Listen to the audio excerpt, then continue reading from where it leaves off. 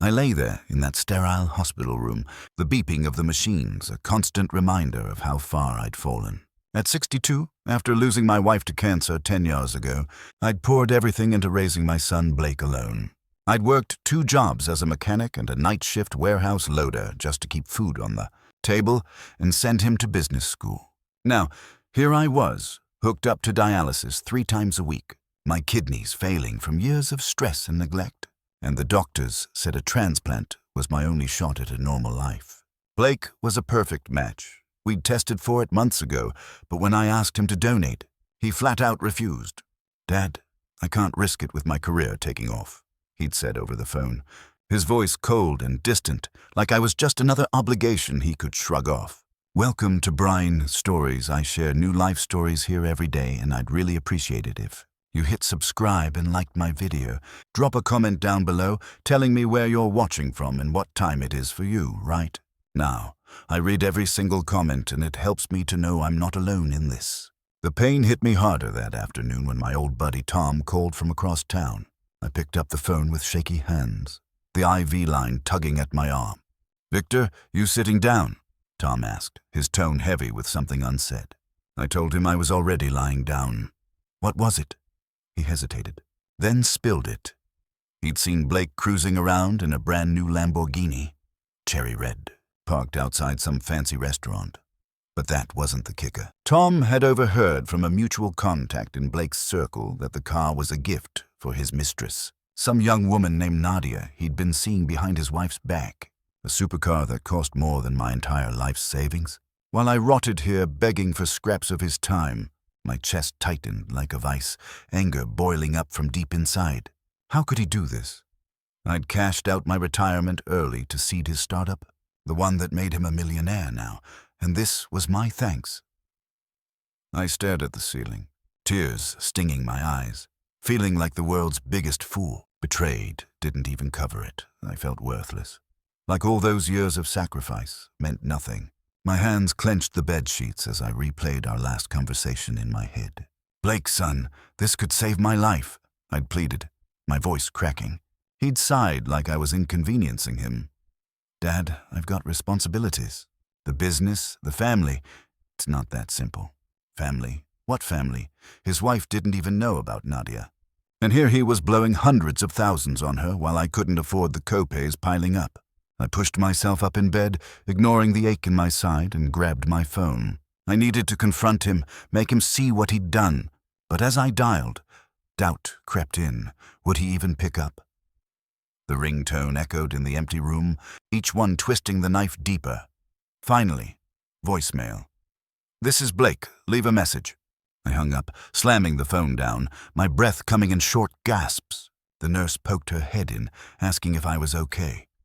"No, I'm not," I muttered, waving her off. This wasn't just about the kidney anymore. It was about everything I'd given up for him. The long nights alone after his mom died. The birthdays I missed working overtime. The dreams I buried so he could chase his. And now, learning about that supercar. It shattered something inside me. I wasn't going to just lie here and take it. No more silence. I had to make him face this, one way or another. The betrayal burned like fire in my veins as I thought about Nadia driving that car, probably laughing about how easy it was to wrap my son around her finger. I'd never met her, but from what Tom described, she was 28, glamorous, the kind who turned heads. Blake had a wife at home, 2 kids even, but that didn't stop him. "How could you prioritize her over me?" I whispered to myself, the words tasting bitter. I reached for the water cup on my tray, my hand trembling, and took a sip to steady myself. The room felt smaller, the walls closing in with the weight of it all. I knew I had to act, but right now, the hurt was too raw. My goal was clear. Get Blake in here, look him in the eye, and demand answers. But his indifference? It was like a wall I couldn't break through yet. I lay back, exhaustion pulling at me, but my mind raced. This conflict was just starting, and I vowed silently I wouldn't let him get away with making me feel like nothing. Tom called back later that evening, checking in. "Victor, you all right? I didn't mean to drop that bomb on you." I told him I wasn't, but thanks for the heads up. We talked for a bit, him filling in more details he'd heard. Blake bragging at a party about the car being a surprise upgrade for Nadia. It's like he forgot where he came from, Tom said, sounding as disgusted as I felt. I agreed, my voice low. He owes me, Tom, more than he knows. Hanging up, I felt a spark of resolve amid the heartbreak. A few days dragged by in that hospital room, each one blending into the next with the steady hum of machines and the sharp smell of antiseptic. Clinging to everything. I'd left Blake a couple more voicemails since that call with Tom, keeping them simple and urgent. Just asking him to stop by so we could talk face-to-face about the transplant. My body felt heavier after each dialysis session, like it was giving up a little more each time, and the doctors kept saying I needed to explore donor options soon or things would get worse. Finally, that afternoon, the door swung open and Blake walked in, his footsteps quick and purposeful, like he was already counting down the minutes until he could leave. He was dressed in one of those crisp suits that screamed success, the kind I'd never owned, and he pulled up the visitor's chair with a forced smile that didn't reach his eyes.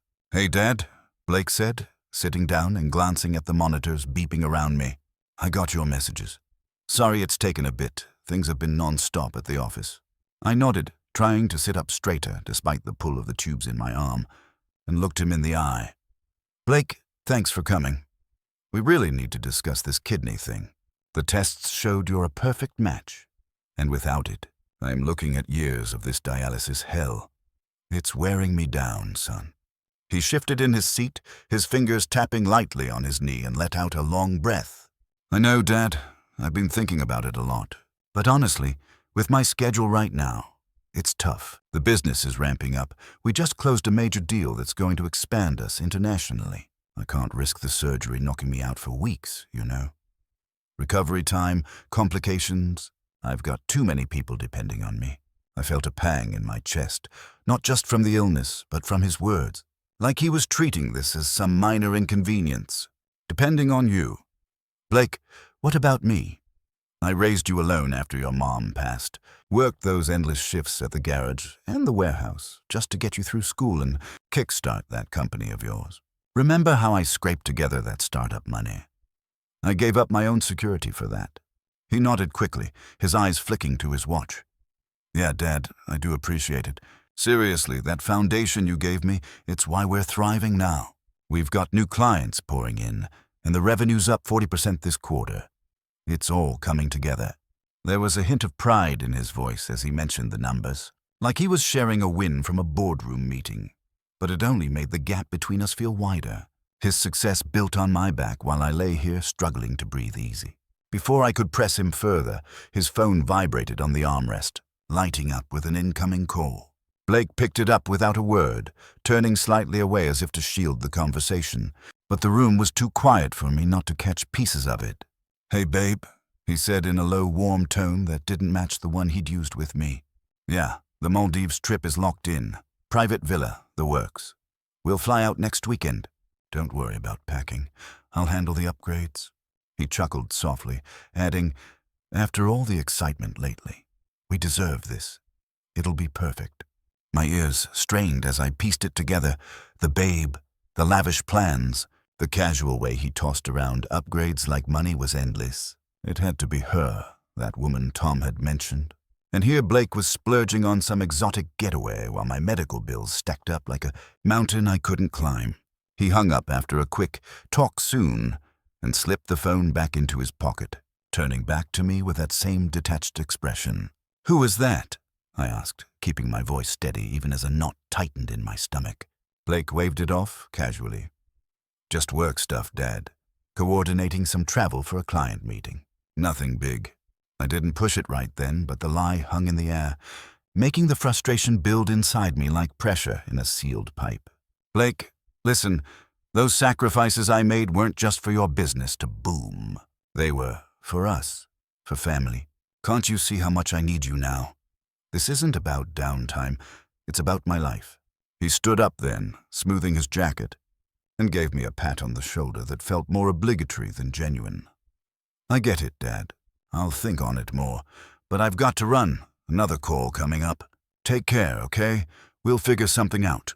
With that, he headed for the door, leaving me staring at the empty chair, the echo of his footsteps fading down the hall. As the door clicked shut, a wave of isolation washed over me, colder than the hospital sheets. The resentment started to simmer, replacing the raw ache from before, as I replayed his excuses in that overheard call in my mind. I had to make him understand the weight of what I'd given him, but his distance was like a wall growing higher, leaving me more alone in this fight and ratcheting up the tension I could barely contain. The next morning, after Blake's rushed visit, I woke up to the usual hospital routine.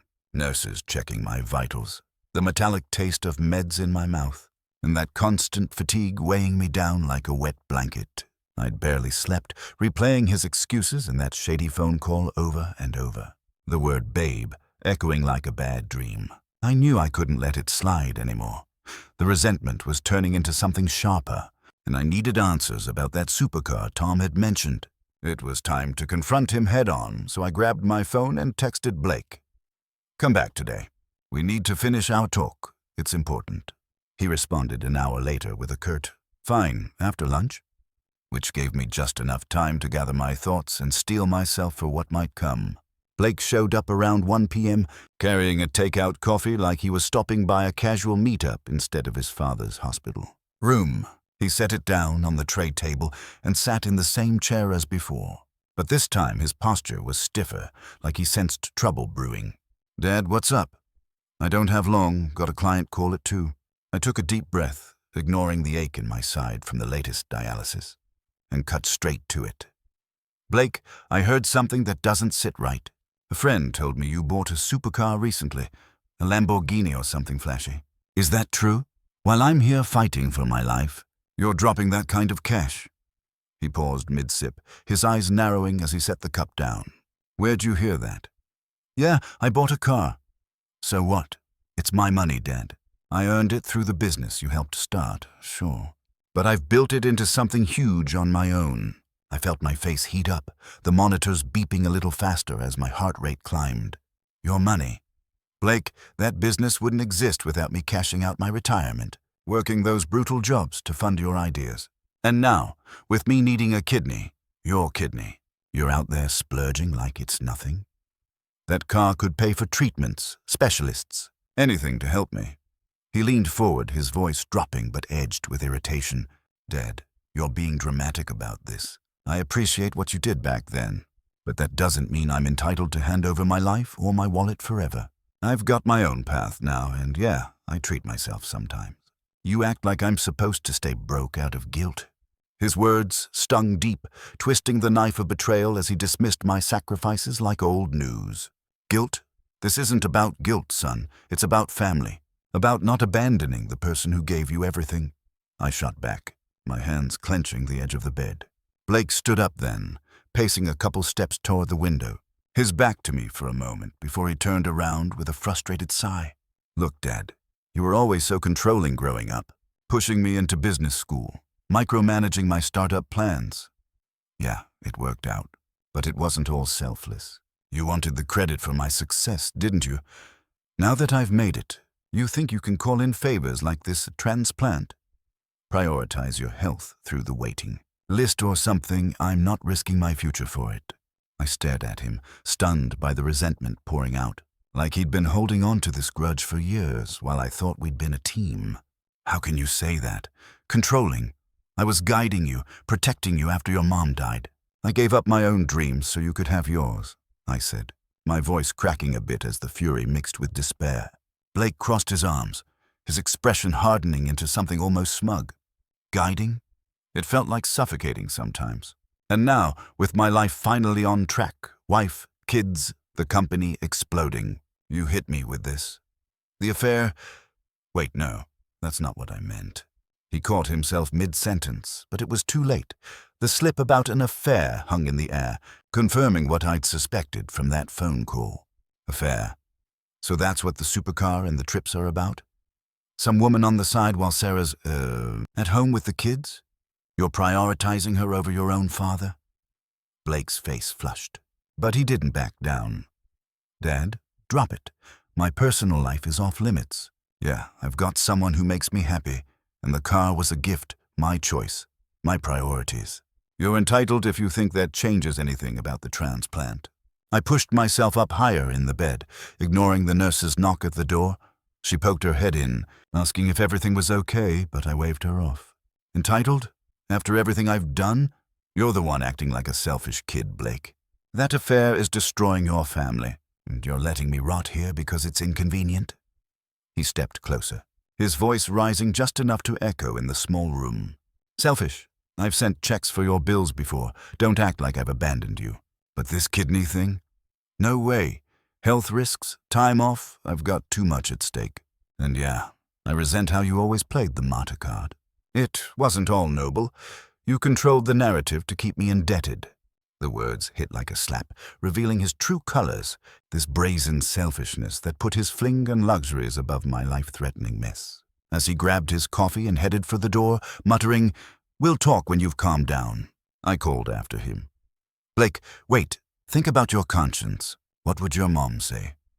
But he didn't stop, just shook his head and left, the door slamming shut behind him. I sank back into the pillows, fury boiling over into a deep despair that made my chest ache worse than any dialysis session.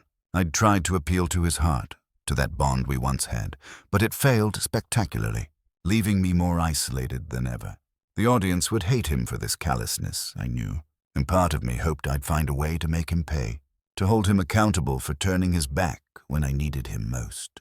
A week passed since that explosive argument with Blake, and my world narrowed down to the four walls of this hospital room, the constant drip of the IV, and the nurses coming in every few hours to check on me. My kidney function had dropped even lower, the doctors said, and without a transplant soon, I'd be looking at permanent damage or worse. Dialysis sessions stretched longer now, leaving me drained and nauseous, my skin itchy and pale like I'd aged 10 years overnight. I'd tried calling Blake twice a day at first, leaving messages that started calm but grew more desperate. "Son, please pick up. We can't leave it like this. My health's getting worse." No responses came, just silence on the other end. His voicemail box filling up until it stopped accepting new ones. Tom stopped by once, bringing a sandwich I could barely eat, and we talked about how Blake had always been headstrong, but this felt different, like he'd cut me out completely. "Victor, you look rough," Tom said, sitting in the visitor's chair with a worried frown, his voice low over the hum of the machines. I nodded weakly, shifting in the bed to ease the pressure on my back. "Feels that way too. The bills are stacking up, insurance covers some, but the co-pays and extras are killing me. I had to dip into what's left of my savings just for last month's meds." Tom leaned forward, his hands clasped. "What about Blake? He could help with that, right? With his fancy job and all." I let out a bitter laugh that turned into a cough. "Help? He won't even answer my calls. Last I heard from a mutual buddy, he's out there living it up, posting pictures on social media like nothing's wrong." Tom pulled out his phone, scrolling through Blake's profile to show me. There it was. A photo of him and some glamorous woman I assumed was Nadia, smiling in front of that red supercar. Captioned, "Living the dream with my favorite ride." My stomach twisted at the sight, the extravagance mocking my struggle. I handed the phone back, my hands shaking a bit from the weakness creeping in. "See that? That's what he's choosing over me. A car for his mistress while I'm here wondering if I'll make it to next month." Tom shook his head, pocketing the device. "That's cold, man. Have you tried reaching out to Sarah? So maybe she doesn't know about any of this." I thought about Blake's wife, picturing her at home with the kids, oblivious to the affair. Nah, not yet. Don't want to drag her into it and make things worse. But damn, Tom, the isolation's hitting hard. No family visits, no support, just these walls and the beeps. He patted my arm gently before standing to leave. "Hang in there, Victor. I'll check in tomorrow. Maybe swing by with some real food." As he walked out, the door clicking shut, a wave of helplessness crashed over me, making it hard to breathe even with the oxygen mask nearby. That night, alone in the dim light, I scrolled through my own phone, old photos of Blake as a kid, family vacations before his mom passed, reminders of what we'd lost. But now, with my health spiraling, those memories just amplified the pain. The doctors came in for rounds, their voices clinical as they adjusted my chart. "Mr. Hayes, your creatinine levels are up again. We need to increase dialysis to 4 times a week." I stared at the ceiling, nodding numbly. And the transplant list?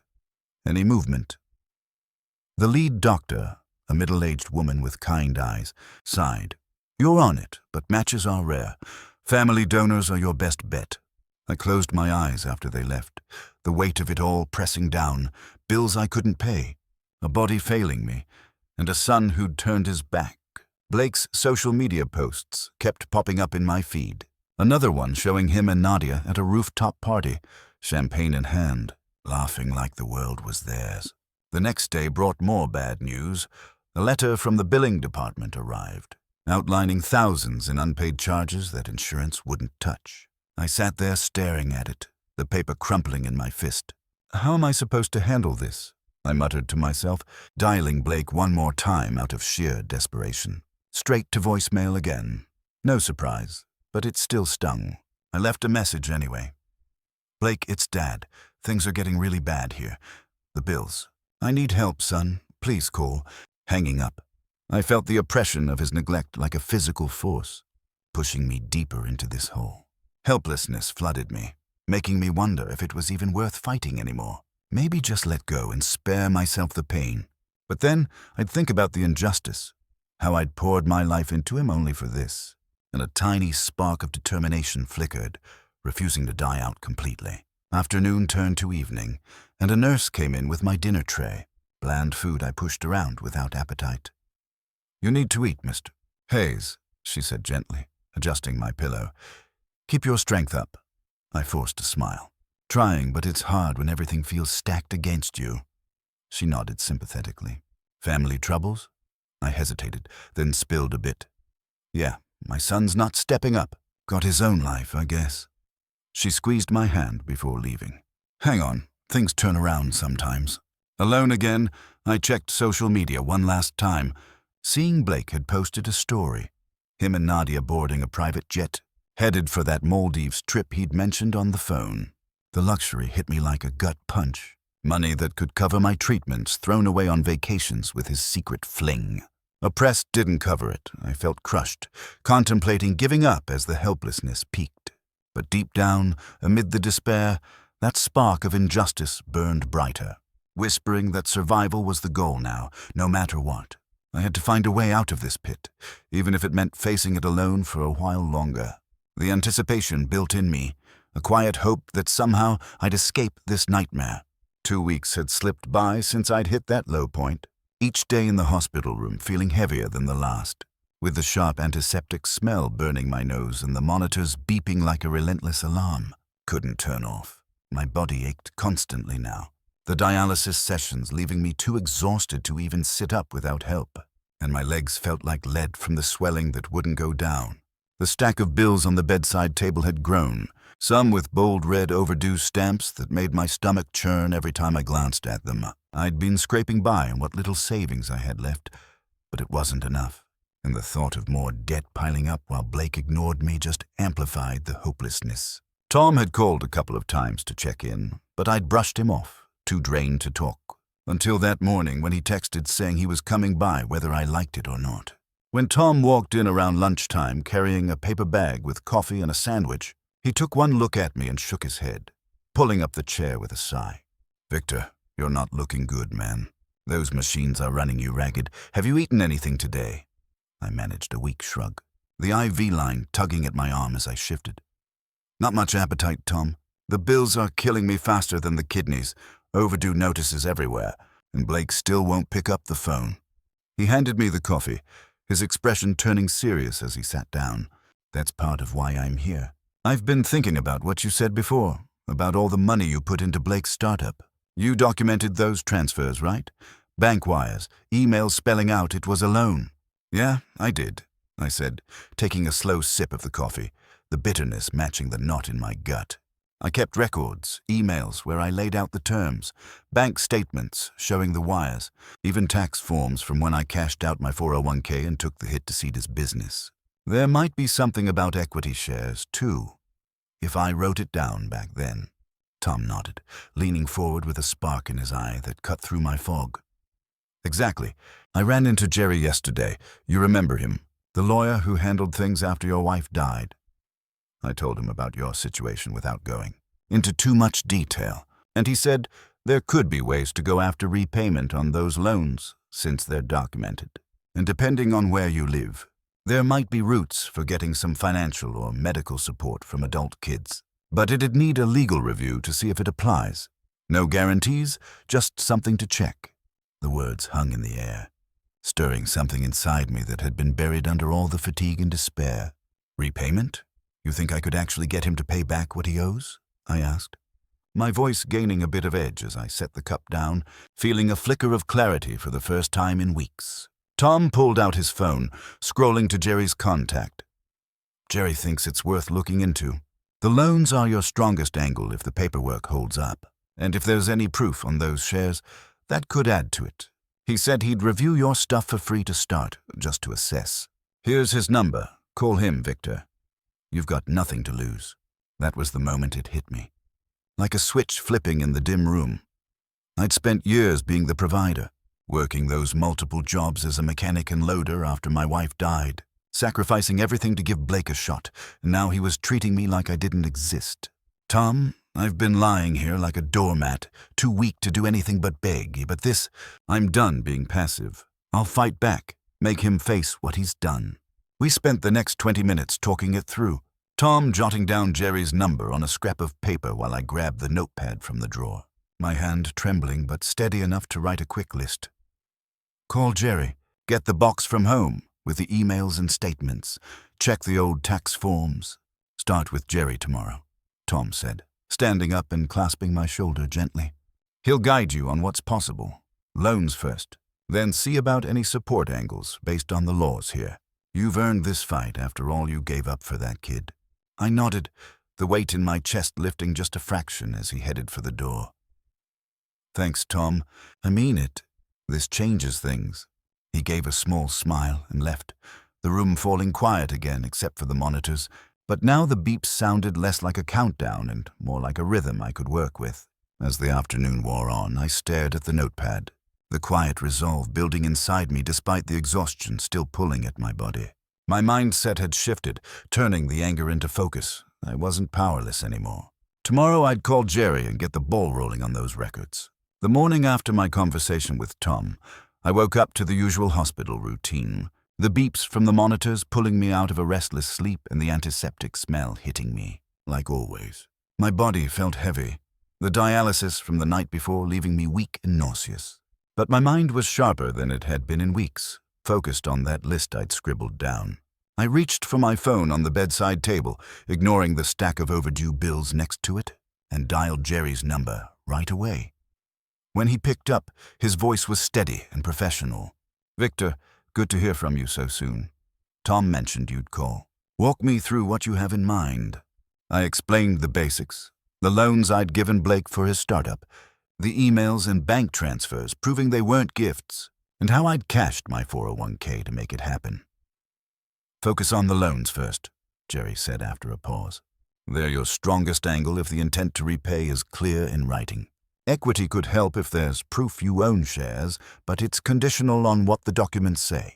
And if there's any sign of misused funds tied to your contributions, that strengthens a negotiation for medical support, depending on state rules, of course. Send me scans and we'll see about a demand letter down the line.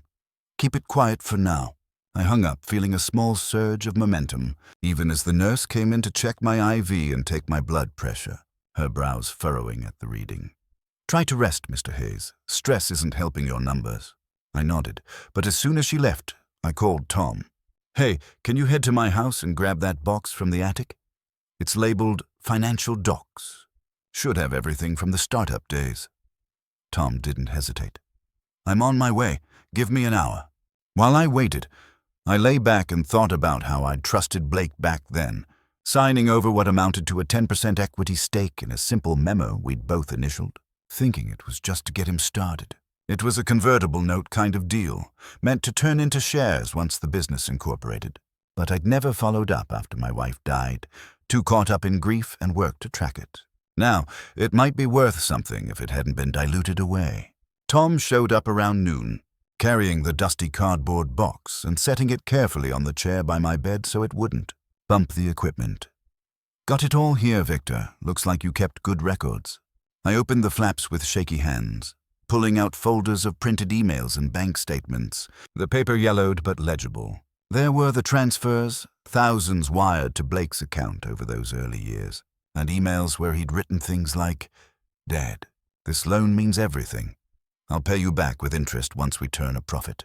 Tom helped me sort them, stacking the tax forms showing the 401k withdrawal penalties I'd eaten to free up the cash. "This proves the intent," I said, my voice low as emotions welled up. A mix of old hurt and new determination. "He can't deny these." Tom nodded, pulling out his phone. "Let's scan them now. Jerry can get started right away." As we photographed page after page, I dug deeper into the box and found a folder I'd forgotten about. Old receipts and summaries from the business's first year, when I'd been listed as an initial investor and received periodic updates. Among them were company expense reports I'd printed for my own taxes, showing charges that didn't add up. A big deposit to a car dealership coded as client, entertainment, and jewelry purchases listed under marketing gifts. "Look at this," I muttered, pointing to a line item with Nadia's name scribbled in the notes. "Travel bookings to the Maldives, expensed through the company." Tom leaned in closer. "That's misuse if it's personal. Ties right back to your seed money building that business." The discovery hit me hard, empowering but bitter, as I realized how Blake had blurred the lines between business funds and his affair. I felt the balance starting to shift, compiling this quietly without a word to him. That's when I remembered Alex, the operations manager who'd helped set up the company in those early days. He'd been like a partner back then, handling the books before Blake hired a full team. I still had his number from years ago, so I texted him, "Alex, it's Victor Hayes, Blake's dad. Long time. Need some advice on old financials if you're free to chat." My phone rang 10 minutes later, Alex's voice cautious but familiar on the line. "Victor? Wow, been ages. Heard about your health. Sorry, man. What's up?" I kept it vague at first, mentioning the loans and equity, then asked if he remembered any suspicious expenses from around the time Blake's business took off. "Yeah, I do," Alex said after a hesitation. "I kept copies of some ledgers for my own records when I left. Standard practice back then. There were charges that didn't sit right, like that supercar deposit coded as a promotional vehicle, and trips booked under team building that were just for Blake and some woman. I can email you a snippet if it helps. Nothing confidential anymore, since I'm out." I thanked him, my pulse quickening as the email came through moments later. A scanned ledger page showing diverted funds with notes linking to Nadia's gifts. Tom and I reviewed it together, adding the scans to the pile we were sending Jerry. Emails proving the loans, bank records of transfers, tax forms on the 401k hit, the equity memo, and now Alex's ledger confirming the misuse. "This turns the tide," Tom said, snapping the last photos. "Blake won't see it coming." I nodded, emotions building as empowerment grew, knowing I had leverage without alerting him yet. Jerry texted back after I forwarded everything. "Solid start. Loans are clear. Equity might entitle you to a share if not diluted. We'll check. Misuse strengthens your position for repayment and support talks. Demand letter next, but stay silent." I leaned back, the box closed beside me, feeling the power shift in my favor through this careful preparation. By evening, with everything compiled and emailed, I whispered to myself in the quiet room, "He's going to be shocked when I show up at his office with this." The secrecy was key, no hints to Blake yet. Just building my case until the moment was right for that first private confrontation. A few days after gathering all that evidence with Tom's help, I finally felt ready to make my first move. Even though my body was still weak from the latest dialysis session that left me dizzy and aching all over. Jerry had reviewed the scans and called me back, saying the loans and equity memo were solid enough for a demand letter, and the ledger from Alex showing diverted funds to Nadia's gifts added real weight. We could argue for repayment and medical support without jumping straight to court. "Start with a private talk," he advised over the phone, his voice calm but firm. "Present the key docs, see if he folds. No public threats yet, just enough to rattle him." I agreed, hanging up and staring at the folder Tom had printed for me at the hospital's business center, the papers feeling heavy in my hands, like weapons I never thought I'd need. My heart raced a bit, but it was adrenaline now, not just fear, pushing me to act before Blake could dig in deeper. I called Blake's office from my hospital bed that afternoon, using a withheld number so he wouldn't dodge it. And when his assistant answered, I said, "Tell him it's his father. Urgent family matter." There was a pause, then Blake came on the line, sounding irritated. "Dad, how'd you get this number? Look, I'm in meetings all day." I kept my voice steady, ignoring the tremor in my hands. "I need to see you in person, Blake. Today. It's about old business, won't take long." He sighed heavily, like I was a nuisance. "Fine, come by at 4 p.m., but make it quick, I've got plans." I hung up without another word. Then arranged for Tom to drive me there since I couldn't manage it alone with my condition. "You sure about this?" Tom asked as he helped me into his car later. The hospital discharge papers for the short outing tucked in my pocket. "Yeah," I replied, clutching the folder. It's time he sees I'm not backing down. We pulled up to Blake's sleek office building downtown around 3:45, the glass facade reflecting the late afternoon sun, and Tom waited in the lobby while I took the elevator up, my legs shaky but my resolve holding. The receptionist eyed me curiously, a frail old man in sweatpants and a jacket, but buzzed me through when I said I had an appointment. Blake's office was at the end of the hall, all modern furniture and city views, and he was at his desk typing away when I walked in, closing the door behind me with a soft click. "Dad, what is this about?" he said without looking up at first, then glancing at me with a mix of annoyance and surprise. "You look rough. Sit down." I stayed standing for a moment, drawing strength from the folder, then lowered myself into the chair across from him. "Blake, we need to talk about the transplant again and everything else." He leaned back, crossing his arms, his expensive watch catching the light. "Dad, we've been over this. I can't do it, the risks, my schedule. If that's why you're here, you're wasting your time." I opened the folder slowly, pulling out the top sheets, the email printouts, and bank statements, and slid them across the desk. "Look at these. Emails from you promising to repay the loans I gave for your startup. Bank wires showing I transferred over $150,000 money from my 401k that I cashed early, taking penalties so you could build this." Blake picked them up, his eyes scanning quickly. But I saw a flicker of unease. "What is this? Ancient history?" "Yeah, you helped, and I appreciate it. But that was years ago. The business paid off. Why bring it up now?" I pulled out the equity memo next, the one we'd both signed. "Because of this. 10% equity I gave you as part of the deal, convertible note that turned into shares. I never claimed them, but they're mine, and you've been using company funds for personal stuff." Blake's face tightened, setting the papers down. "Dad, that's not how it works. The company's grown, and the early equity got diluted in funding rounds. And personal stuff. What are you talking about?" I laid out the ledger snippet from Alex, the one showing the supercar deposit coded as promotional, along with jewelry and travel charges linked to Nadia.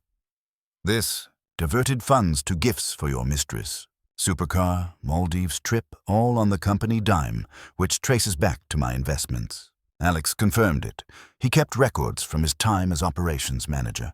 Blake's eyes widened for a second, shock flashing across his features before he masked it with a forced laugh. "Alex, that guy's ancient history left years ago. This is grasping at straws, Dad. Those were business expenses, not some conspiracy." I leaned forward, my voice dropping low. "Business? With Nadia's name on receipts? You're cheating on Sarah, blowing money that could help me while I rot in the hospital.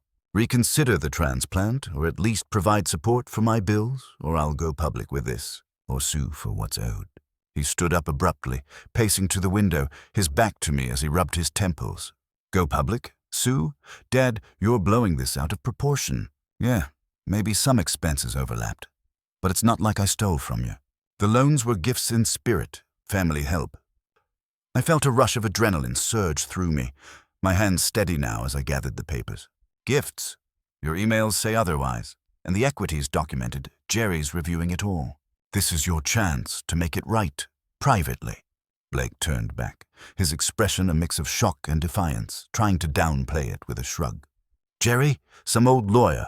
Come on, Dad, this is dramatic. Let's not escalate. I'll send some money for your bills, okay? But the transplant? No way." He sat down again, forcing a smile. We can work this out without threats. I stood up slowly, tucking the folder under my arm. This isn't a threat, it's a warning. Think about it, Blake. I'll give you a day. As I left his office, the door clicking shut behind me, my legs wobbled from the effort, but inside I buzzed with energy from that secret strike. Tom was waiting downstairs, helping me to the car. "How'd it go?" he asked, starting the engine. He was shocked, tried to brush it off, but I saw the crack. Now we wait for his next move. Back at the hospital, I lay in bed replaying the confrontation, the suspense gnawing at me. What would Blake do now? Would he cave or push back harder? My follow-up actions were clear. Monitor his response, prep with Jerry for the demand letter if needed. A day after that tense meeting in Blake's office, I lay back in my hospital bed, the monitors beeping steadily as I replayed his shocked face in my mind. How he'd tried to laugh it off, but couldn't hide the panic in his eyes. I'd given him 24 hours to respond, but my phone stayed silent. No calls, no texts, just the usual notifications from bill collectors that made my stomach twist. Tom stopped by in the morning with coffee, sitting in the visitor's chair and asking, "Any word from him yet?" I shook my head, sipping the hot liquid slowly to steady my nerves. "Nothing. He's probably scrambling with his lawyers, thinking he can bury this." Tom leaned forward, his voice low. "So what's next? You can't just wait forever." I set the cup down, feeling a wave of vindication start to build as I thought about all the people who'd seen Blake's true colors over the years. I'm done waiting. It's time to share some of this. Start with family and my support group. Let the whispers do the work. I started with a call to my sister, Aunt Clara, who'd always been the family glue after my wife died. The one who hosted holidays and checked in on me during my rough patches. She picked up on the second ring, her voice warm but concerned. "Victor, how are you holding up in there?" I haven't heard from Blake in weeks. I took a deep breath, the IV lines shifting as I adjusted in bed. "Clara, that's why I'm calling. He's refused to give me a kidney, even though he's a match. And now I've found out he's blowing money on a supercar for his mistress while ignoring my medical bills." There was a long pause on her end, then a sharp intake of breath. A mistress? Oh, Victor, that boy. I knew something was off when he skipped Thanksgiving last year. Does Sarah know? I explained the basics, the affair with Nadia, the diverted funds from the business I'd helped build, without going into the full evidence yet. Not all of it, but she should. He's prioritizing her over everything, Clara. The extravagance is unreal. Trips, gifts, while I'm here fighting to stay alive.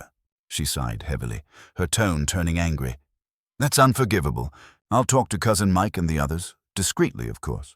We can't let him get away with this. You deserve better after all you've done. Hanging up, I felt a spark of satisfaction as I imagined the family grapevine lighting up. Clara was close with Blake's cousins, and word would spread fast without me lifting another finger. Tom nodded approvingly from his chair. Smart move. Family talks, it'll erode his perfect image. I agreed, then pulled up the app for my kidney support group. An online forum I'd joined months ago where folks shared stories of waiting lists and family donors. I typed out a post carefully, keeping it anonymous but honest. My son, a perfect match, refused to donate because of risks to his career. Meanwhile, he's spending fortunes on luxuries for someone else. Feeling betrayed? Anyone else deal with family letting you down like this? Within minutes, responses flooded in, people sharing their own heartbreaks and outrage. One user wrote, "That's awful. Sounds like selfishness at its worst. Hope you find justice." Another added, "Document everything. Sometimes exposure is the only way." Reading them, emotions swelled inside me. Vindication mixing with a touch of guilt, but mostly relief that the truth was starting to seep out, pressuring Blake even if he didn't know it yet. By afternoon, Clara texted back, "Talk to Mike, he's furious. Says Blake bragged about that supercar at a family BBQ last month. Didn't mention you at all. We're here for you, Victor." I showed Tom the message, and he grinned. "See? Whispers are spreading. His reputation's taking hits already." I nodded. But the goal was clear, build accountability without going nuclear yet. That's when Sarah, Blake's wife, called unexpectedly, her number popping up on my screen. My heart skipped as I answered. "Victor, it's Sarah. Clara just told me some things." Is it true? About the kidney and someone else? Her voice cracked a little, and I felt a pang for her and the kids. Sarah, I'm sorry you had to hear it this way. Yes, he's refused the transplant, citing his busy life. And there's a woman named Nadia. He bought her a supercar, funded trips, all while my bills pile up. She went quiet for a moment, then whispered, I suspected something, but this... The kids adore him. What proof do you have? I kept it light, not dumping everything.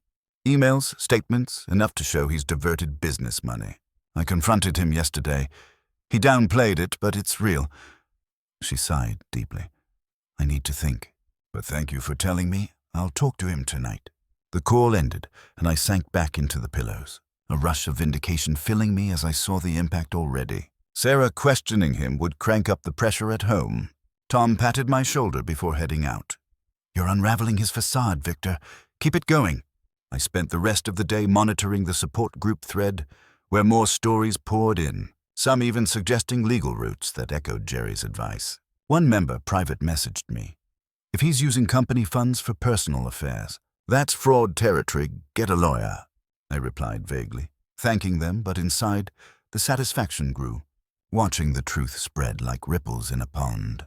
Blake's perfect life was cracking, whispers turning to questions among family and online strangers alike. My emotions peaked with a sense of justice finally stirring, the goal to force accountability without full exposure, yet but close enough to make him sweat. Evening brought a text from Blake. Dad, we need to talk. Sarah's asking questions. What did you say? I didn't respond right away, letting him stew, the vindication warming me like nothing else had in months. The support group had grown the thread to over 50 comments, people tagging friends and sharing similar betrayals, eroding Blake's untouchable image one post at a time. Jerry called to check in, his voice encouraging. Heard from your son yet? The demand letter's ready if needed. Loans and misuse make a strong case. I filled him in on the family talks and forum post. Good strategy. Soft exposure builds pressure. But hold off on more until he responds. Hanging up, I felt the impact sinking in, the truth unraveling his carefully built facade bit by bit. The morning after those whispers started spreading through the family and the support group, my hospital room felt smaller than ever, the machines beeping like they were counting down to something big. And my body ached from another long dialysis session that left me wiped out but my mind racing. I'd barely slept, thinking about Blake's frantic text from last night. Dad, we need to talk. But I hadn't replied, letting him stew in the mess he'd made. Tom showed up early with a fresh coffee, sitting in the chair by my bed and asking, any more fallout? Clara called me, said the cousins are blowing up Blake's phone, demanding he step up. I nodded, taking a sip that burned my tongue a little. Yeah, and Sarah texted me too. She confronted him after hearing from Clara, dug through his stuff herself, found bank alerts for that supercar deposit and some travel bookings to the Maldives. She's shaken, said she's staying at her parents' with the kids until he explains. Tom whistled low, shaking his head. That's huge. Blake must be panicking now, his perfect family image cracking. My phone buzzed then, and it was Blake calling, his voice rough and urgent when I answered. Dad, what have you done? Sarah's gone, took the kids, says she found receipts and messages about Nadia. You told Clara, didn't you? This is destroying my life. I gripped the phone tighter, ignoring the pull of the IV in my arm. Destroying your life. Blake, you've been destroying mine, refusing the transplant, blowing money on your affair while my bills stack up. Sarah found that stuff on her own during your talk. The family's just hearing the truth now. He let out a frustrated groan. Truth? You're twisting it all? Those were business expenses, not some scandal. I'll fix this with Sarah. But you need to stop stirring things up. Call Clara. Tell her it's a misunderstanding. I felt a cold resolve settle in. No, son. It's gone too far. I'm done with half measures. Jerry arrived right after I hung up, carrying his briefcase and looking focused as he pulled up a chair, spreading papers across the tray table despite the clutter of my breakfast remnants. Victor, the demand letter draft got no meaningful response. He ignored it, so we're filing. I've prepared the complaint for the lawsuit, suing for emotional distress and financial reimbursement. It includes everything, the emails showing loan terms and your intent for repayment. Bank transfers proving the $150,000 you wired, tax forms from your 401k withdrawal. The equity memo for that 10% convertible note we need to verify hasn't been fully diluted. And Alex's ledger snippet with those coded expenses like the supercar as promotional vehicle and Maldives travel under team building. I scanned the documents, my hands steady enough to flip through them, seeing Nadia's name tied to the charges. "This lays it all out," I said, my voice low. "Filing means it becomes public record, right? His business partners could see the affair and misuse." Jerry nodded seriously. "Exactly, raises the stakes. Reputational risk is high, but that's leverage. Medical records show your health deterioration and corroborate the impact for damages. Sign here, and I'll file this afternoon." I paused for a second, thinking about how Blake had dismissed me in his office, downplaying the evidence like it was nothing. But then I picked up the pen and signed each page, the ink scratching across the paper like a final line drawn. "Jerry, file it today. He's had chances. Now he faces the consequences." Jerry gathered the papers, snapping his briefcase shut. "Done. He'll be served by end of day. Expect pushback. He'll hire lawyers to fight it. Maybe claim the loans were gifts or that you're confused from illness." As Jerry left, I leaned back against the pillows, the tension coiling in my chest like a spring ready to snap, knowing this full reveal would corner him for good. My phone rang again mid-afternoon. It was Blake, sounding more desperate than before. "Dad, my assistant just got served papers. A lawsuit? You're suing me? This is insane. The affair, the funds, all public now? My partners are calling, asking questions." I could hear the panic in his voice, papers rustling on his end like he was flipping through the complaint. "Blake, you left me no choice. The emails prove those were loans, not gifts. You wrote, 'I'll pay you back.' The equity memo shows my stake, and Alex's ledger ties your business expenses straight to Nadia. Supercar, jewelry, trips. You've been misusing what I built while letting me suffer." He shot back, his tone turning aggressive. "Alex, I'll drag him into this too. His ledger's old, doesn't prove anything. I've got top lawyers. They'll discredit you, say you're bitter, confused from the kidney stuff, maybe even senile. The loans? Family help, no real contract. You'll look like a vengeful old man in court." I cut him off sharply. "Try it, son. But the docs don't lie. Bank transfers, tax hits I took for you, all there. Your resistance just makes it worse." Blake kept pushing, his voice rising. "Dad, drop this now. We can settle quietly. I'll cover some medical costs, but the transplant? Still no. Don't ruin my business over this." I felt the conflict peak, my fury mixing with exhaustion as I revealed one more detail. Too late. The filing exposes everything, the affair in black and white, your extravagance while I begged. Partners hate scandals. Family already knows. Stand down or fight either way, it's out. He hung up abruptly, but I knew he was scrambling, hiring those lawyers to reframe it all, trying to discredit my claims as emotional overreach. I stood firm, texting Jerry. "He's threatening countersuits. Hold the line." The high-stakes tension hung heavy, my body drained but my spirit locked in, waiting for the judgment to fall. Tom came by later and we went over the filed complaint again, him reading sections aloud while I rested. "This corners him good, Victor. The evidence is airtight." I nodded, closing my eyes for a moment. "Yeah, but he's fighting dirty now. Court will decide soon. Justice has to prevail." A couple of weeks after filing that lawsuit, the court date finally arrived, and Tom drove me to the courthouse early that morning. The winter chills seeping through the car windows as I adjusted my coat over the tubes from my portable dialysis pack. My health had stabilized a bit with the meds, but I still felt every bump in the road, my legs swollen and my breath short from the stress of it all. Jerry met us in the lobby, briefcase in hand, looking confident as he reviewed the final briefs with me. "Victor, we've got this. The judge has seen the evidence pre-trial. Loans documented, equity memo clear, Alex's ledger tying the misuse to personal gifts. Blake's team's trying to spin it as family generosity, but the emails prove intent to repay." I nodded, gripping the folder of copies like a lifeline. "Let's end this, Jerry. He's dragged it out too long." We walked into the courtroom. the wooden benches creaking under the weight of family members who'd shown up. Clara and Mike on my side, glaring at Blake as he sat with his lawyers, looking pale and avoiding eye contact. The judge, a stern woman in her 50s, called the case to order, and Jerry stood first, presenting our side methodically.